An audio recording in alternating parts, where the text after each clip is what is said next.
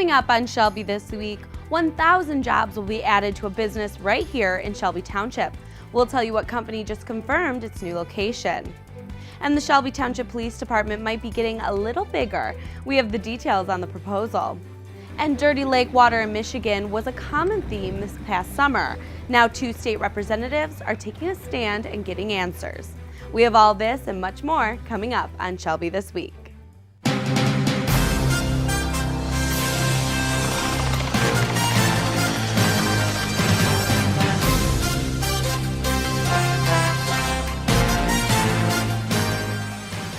Amazon announced it's building a fulfillment center, and it will be right here in our township. The online retailer will be building a 1 million square foot building at the former Visteon Corporation auto parts plant at 23 Mile and Mound Road. Well, you know, it means a lot. For one thing, the parcel we've been looking at now for too long, it's been vacant. And it's been a top priority for our Board of Trustees to get someone in there that could use that land. And of course, Amazon could not be a better partner. After months of speculation, the added property will bring 1,000 jobs to the community. This center is Amazon's 3rd large-scale building in Metro Detroit. The other 2 are located in Livonia and Romulus. We're quite proud of the fact of, well, we think it's an endorsement of Shelby Township that they pick us over many other cities and townships. And of course, we had a lot of help from the county. Mark Hackel and his team did a fantastic job making sure that all the hurdles were cleared, and we could not have done this without them. This site here was selected by Amazon because it fits their kind of their corporate profile, what they're looking for, to how do they reach a customer base. So we're talking about Romulus, Livonia, and out here in Shelby Township, really help them when it comes to their logistics of moving and transporting goods and product. So they said, hey, we need something out in Macomb County. Do you have a site? When they came to us, we thought about this place here, the former Visteon site out here. And when they came out here, they took a look with a site visit. They came to the realization this might fit what they're looking for. So in a very short period of time, working with their corporate people, working with the people that they had kind of doing the front work on it, they said, here's what we need to do and here's how we need it to happen. This site will sit on 95 acres of land, and many of the surrounding businesses will see benefit from the construction. Economically, most people would say that 1,000 jobs is sometimes factored by a multiplier of 4. So if you think 1,000 jobs, now we're looking at companies and businesses around here. I'm looking across the street right now at Bad Brad's, and I'm thinking they're probably going to have to add on. I mean, they're going to be very excited because some of these people that are working here are going to want to go across the street and grab lunch or grab dinner there. So this is going to have an impact on the rest of the economy in Macomb County as well. The Fulfillment Center will open in 2018. You can find information on potential jobs at amazondelivers.jobs. The Shelby Township Police Department could soon be growing. The Board of Trustees approved a fee of $21,000 for preliminary architectural services on the expansion to the building. The cost and sketches of the new design will be proposed to the board again, and if the price stays right, Township Supervisor Rick Stathakis believes the board will approve the expansion. The preliminary numbers are right around $2.3 million for an expansion. And I got to remind you, when we built this police department, we didn't want to spend a dime more than $4 million. And we said that we're going to build it according to what we need at that time, knowing full well that we're going to need more space later. And of course, we knew we would, and we do. So we designed the present police department so that when the day came when we would expand, we could just knock out that back wall and expand. So I hope that's what we can do, and I hope that we can break ground by spring of next year. With this new expansion, taxpayers may be concerned of increases, but Supervisor Stathakis assures this will be paid in cash and all taxes for residents will stay the same. The ongoing investigation into the Macomb County corruption probe has charged another person with bribery. 56-year-old Fazullah Khan is charged with 4 counts of bribery and could face up to 10 years in prison for each count. Khan is the president and operations manager of the Sterling Heights-based engineering firm Fazl Khan & Associates. He currently serves as Shelby Township's engineer. Shelby this week talked to Township Supervisor Rick Stathakis about the charges against Khan. We have questions too. The information is barely 24 hours old, and the only information we have is, like you, what we've read in the newspaper. So that's hardly enough to go on to assume or conclude to any action right now. So we're going to continue gathering information, and we'll act accordingly. At the Shelby Township Board meeting, Township Attorney Rob Huth explained why it's necessary to take this process slowly. Sure. The township did have a contract with a vendor. There was allegations that amounted to an indictment against the vendor and employee family members. The township did terminate the vendor's contract ahead of the determination of the criminal case. As it turned out, that vendor filed a suit against the township. The township went to jury trial on that matter. Actually, it was I defended the township. It was a 2-week jury trial. At the end of the trial, the jury agreed with the township's decision to terminate the contract, awarded $0 to the vendor. That vendor appealed to the Michigan Court of Appeals. The Michigan Court of Appeals read the briefs, read the transcripts from the trial, and said the jury got it wrong, the township got it wrong, the contract should not have been terminated, and awarded it was at least $500,000, may have been more with interest, $500,000 to the vendor. So we have to, in discussing this issue with this vendor, this engineer, we have to make sure we gather the information. There really has been none available besides what's in the paper.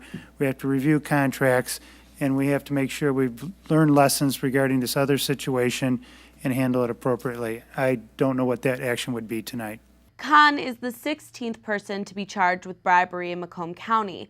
So far, 8 of the 16 people have struck plea deals with prosecutors. For much of the summer, some Michigan lakes were filled with high counts of bacteria, forcing them to close beach access. 2 Michigan representatives are hosting a town hall meeting to talk about the concern. Representatives Peter Lucido and Kevin Hertel will meet with residents and answer questions. The Michigan Department of Environmental Quality will also be there. The town hall is October 2nd at the McRae Banquet and Event Center in Harrison Township.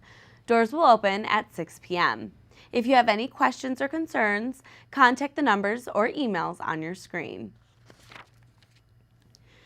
Turning Point, located right here in Macomb County, helps victims of domestic violence and sexual assault regain control of their lives. For the 10th consecutive year, the organization will host Tara's Walk in memory of Tara Grant. You may remember Grant as a Washington Township woman who was murdered by her husband in 2007. It's an awareness event, it's a fundraiser, it's just for people to get together, and we have a lot of survivor teams, people who are honoring somebody in their family that was affected, unfortunately usually people who were killed. So it's a family-friendly event. I mean, so it kind of covers a lot of bases. The goal is to have 500 people for the walk, and so far, 125 people are registered. The money raised helps out many people who need to get out of bad situations. We've used it to move people out of state. We've had women that call that are in immediate danger for their lives. We get those calls. It's sad, and we get 12,000 crisis line calls a year. 12,000, 1,000 calls a month of somebody that needs our help. And so we get these calls from women who are in immediate danger. We've used those funds to, you need to go now. We will get you a bus ticket. We will help you move. We will get you out of state. We will put you up in a hotel. We will do whatever we need to do to help keep these women and children safe. The walk kicks off Domestic Awareness Month as well. Tara's Walk is September 13th at 10 a.m. at Freedom Hill. You can register online at turningpointmacomb.org. Still ahead on Shelby this week, one local resident has dedicated a lot of her life to recycling efforts here in Shelby Township, and she's decided to say goodbye to her committee. We talked with her about her plans. And the Shelby Community Foundation held its annual luncheon where hundreds of women turned out for the event. And find out why the dead is coming back to Utica. Stay tuned. Fancy pants peanut butter? A big screen television. You haven't even bought a sofa yet. A motorcycle? When your father finds out, he's gonna flip his shoes with 2 buckles. What do you even need 2 buckles for? Mr. Big Shot, buying whiskey shots for everybody in the bar. From the looks of it, I'd say nobody even remembers. Feed the pig.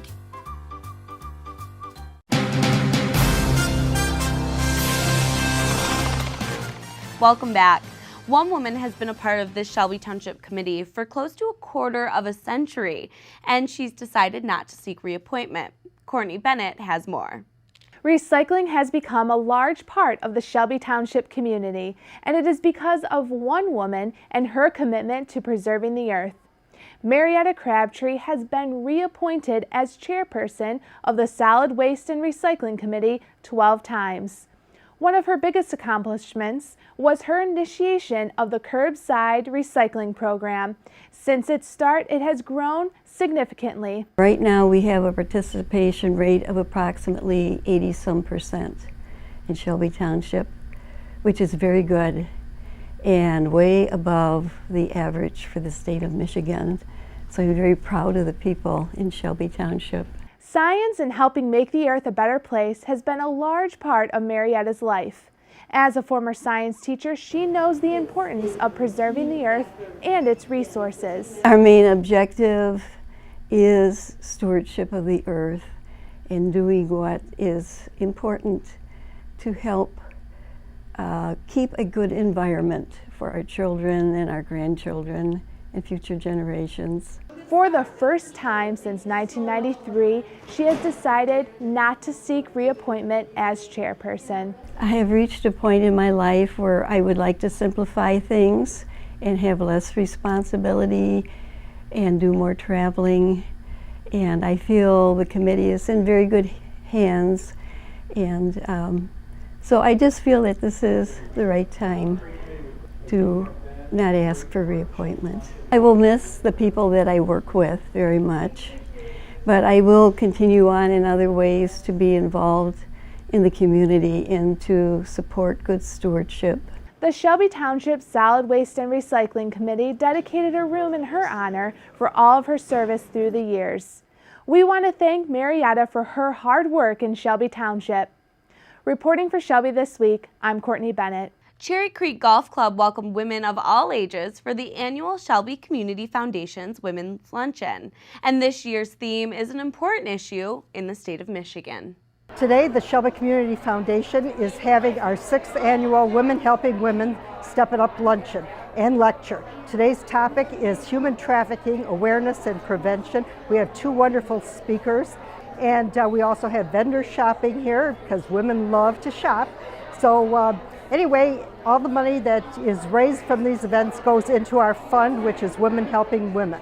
If you'd like to donate money to help support the Shelby Community Foundation, you can call them at 586-909-5305 or send money to P.O. Box 183181, Shelby Township, Michigan. That's 48318.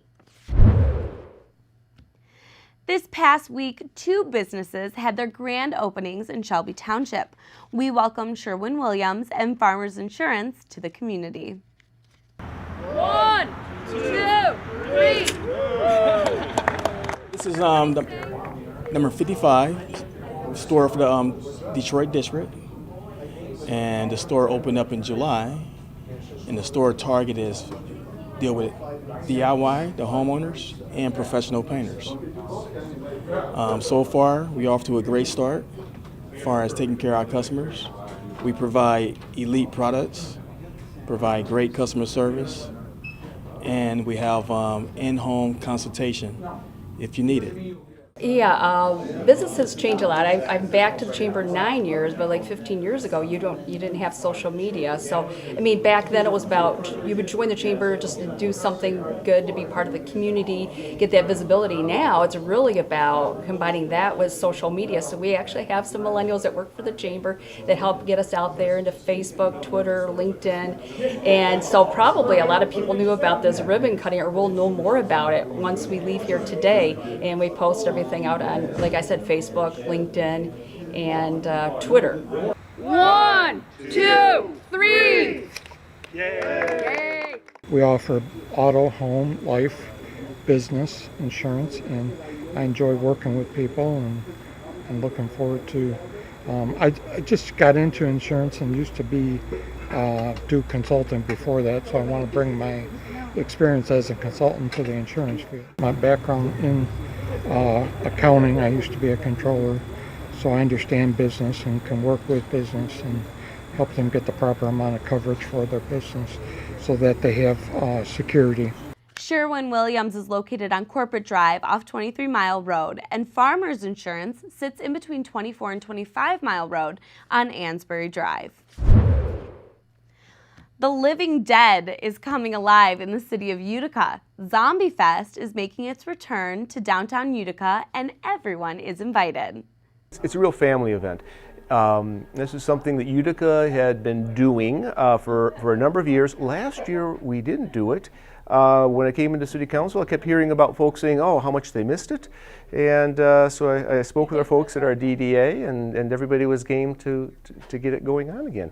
So we're going to have a wide variety of activities for kids and zombies of all ages. There are many events throughout the day, like spooky story time for kids and a 5K run walk. And of course, the highlight will be zombification makeup for anyone interested in becoming a zombie for the day. The dead come back big time to Utica, hugely. So we have music, we have bands, we have, the Home Run Derby that Jimmy John's is going to partner with. So we have new elements, but it's coming back even bigger and better. The all-day event takes place on October 7th, with most events starting at noon. You can find more information by listing their Facebook page at Utica Zombie Festival or visit utica-events.com/zombiefest. After hundreds of people voted, one Shelby Township couple received a much-needed gift. Our Nick Buckler has more about this family. Everyone would love a free roof, but if anyone needed one, it was Anthony and Jasmine Freeman. Their daughter is 10 months old and has been in the hospital all but about 20 days of her young life. Our daughter's been in the hospital basically her entire life. So for the past 9 months, we actually haven't even really been home. It's been Ann Arbor when I'm not at work. And my wife's been living in Ann Arbor with my son the whole time. So this is just one of those huge burdens that feel so blessed. The Freeman's roof was old and needed to be replaced. Many rooms leaked when it rained. They were extremely honored to even be nominated, let alone win. And they say they have their daughter to thank for that. Hope is their 10-month-old daughter who has already had to have 4 surgeries, 2 of which being for her heart. And when the community heard their story, the support they received was substantial. So much love and so many people that just, met us through that alone, just show support. And like I said, when it actually happened, when the RidgeCon team came and told us, it wasn't until about 20 minutes after they left, and we're like, did we actually just win this thing? So it's been a wild ride. I mean, in all honesty, most of our focus has been on our daughter, and this is just phenomenal. And the team at RidgeCon Construction was happy to help through their annual No Roof Left Behind contest. And normally what happens is this is what's going on. The people that have these really terrible situations, the public gets wind of that, and the voting process, whoever gets the most wins, and these people really, their whole family's been very, very kind to us and extended themselves in a very big way, so we're appreciative of that, and yeah, it's great when they appreciate it too, and they say, thank you for coming out, makes you feel good. And Hope will be coming home this week, and, well, she'll be coming home to a home with no more leaks in the roof. Reporting for Shelby this week, I'm Nick Buckler. Coming up next, see how your favorite home team did this past week on the field. We have your football highlights. And baseball was played at Jimmy John's Field, but this group was a little bit different than the typical players you usually see. When they test you, stand firm and move only when you hear the seatbelt click that says they're buckled in for the drive. Never give up till they buckle up.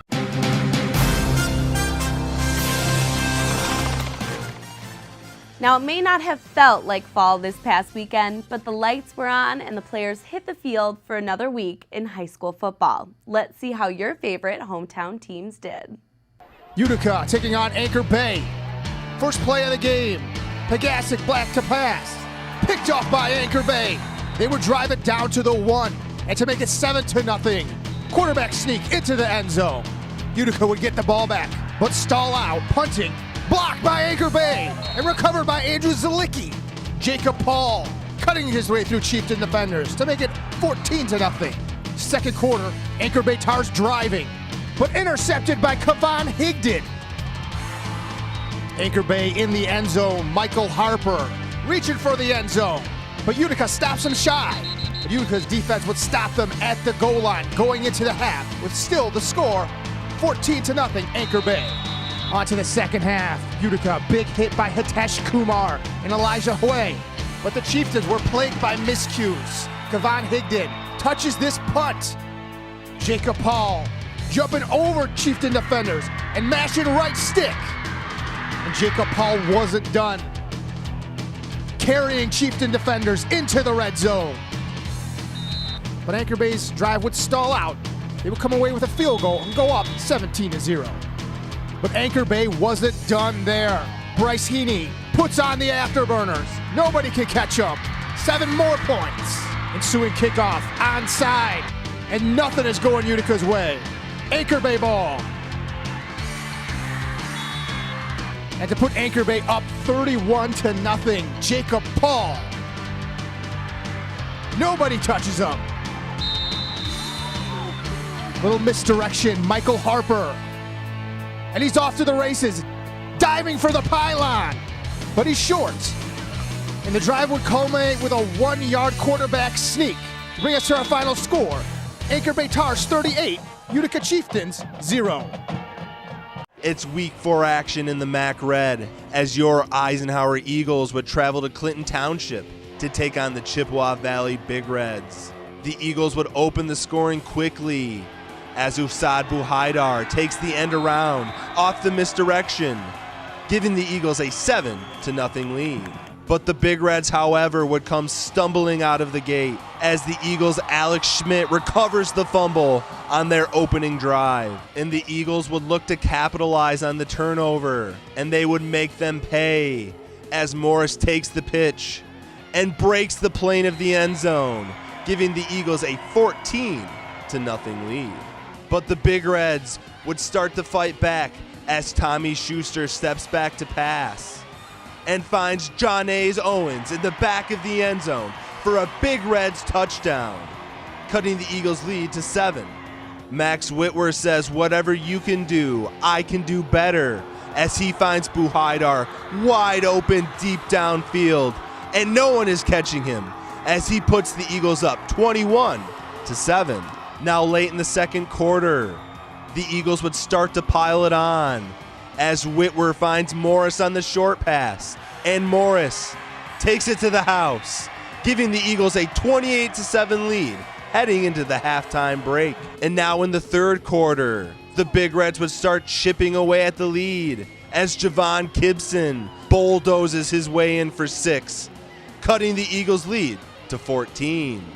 On their next drive, the Eagles would pull a rabbit out of the hat as Ben Metz gets the pitch from Morris on the end around, and he finds Buhaidar wide open, and he's in for another touchdown, making the score 35-14. But Chippewa wouldn't go quietly into the night as Schuster steps up in the pocket and launches one to the back of the end zone and connects with David Ellis for the Big Reds touchdown, cutting the Eagles' lead back to 14. But the Eagles would continue to answer the bell as Caleb Oyster breaks off this carry for 30 yards and a touchdown as the Eagles double up the Big Reds 42-21. But those pesky Big Reds wouldn't go down without a fight as Andre Chenault fights his way into the end zone, cutting the Eagles' lead back to 14. But the Eagles would give the ball right back as Brian Sheweck picks Oyster's pocket, and he's off to the races as he takes it all the way home for 6, cutting the Eagles' lead back to 7 late in the fourth quarter. But Caleb Oyster would continue his best Jack Preventure impersonation as he looks like he's playing Madden on his way to this touchdown. As the Eagles go back up by 14, Tommy Schuster would try to keep the Big Reds in it with under a minute to play as he takes in the QB sneak, cutting the Eagles' lead back to 7. And now needing to just run out the clock, disaster strikes as Caleb Oyster coughs up the ball, and it is recovered by Chippewa with under a minute to play. The Big Reds would get 2 last heaves to tie the game from just inside Eagles territory. But both passes would be broken up in the end zone as the Eagles hold on to a 49-42 victory. Next up, Romeo. Anyone who's played sports knows the love of the game still sticks with you even after high school and college. And for this baseball league, they'll still be playing well into their 80s. Our Nick Buckler spent the day at Jimmy John's Field to meet the men who still play for the love of the game. Age didn't matter Saturday as men of all ages were on a big stage for the MSBL All-Star Game at Jimmy John's Field. We actually have 5 leagues, 18 and over, 35 and over, 45 and over, 55 and over, and 65 and over. So we have the 18s and the 35 combined for this game, and then at 3 o'clock we're going to have our 45 and 55. That's 45 and 55 and over hardball. It's not softball, it's hardball. It's hard to find a hardball league once you get past high school, but the Detroit MSBL has been going strong for 30 years. Well, being that this is our 30th anniversary of the league, we wanted to do something special and something different. And, we usually play at either high school or college fields around the area. And we thought it'd be a good idea to come to a venue like this and make it something special. Many family members and friends came out to the ball game and had a lot to do when they weren't taking in the action. And in between games, there's always so much to do right here at Jimmy John's Field, like play a little cornhole. The league is always looking for people who love the game as much as they do.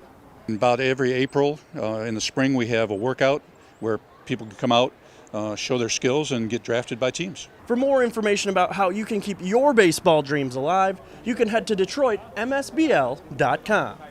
For Shelby This Week, I'm Nick Buckler. Good old Joe. This is what is it? And that's it for us here at Shelby This Week. Check us out all the time on our Facebook page. Just search Shelby TV. We'll leave you now with more scenes from the Women's Luncheon. Thanks for watching.